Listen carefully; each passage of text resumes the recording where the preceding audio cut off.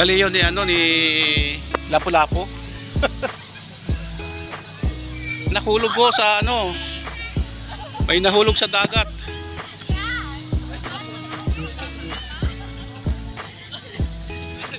Dito ko sasakay ang ano pagluwas ko papuntang Manila.